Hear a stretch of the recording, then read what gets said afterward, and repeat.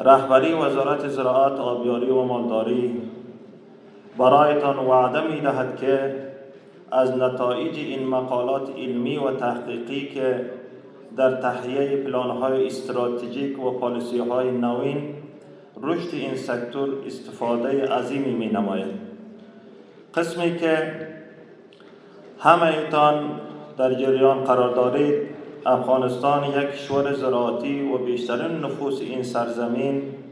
مشغول کشت و زراعت می باشد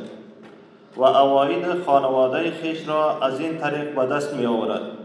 و امرار معیشت می نماید. در طی بیشتر از 40 سال جنگ‌های داخلی و اشغال نه تنها زیربناهای این سکتور صدمه بزرگ را متحمل گردیده،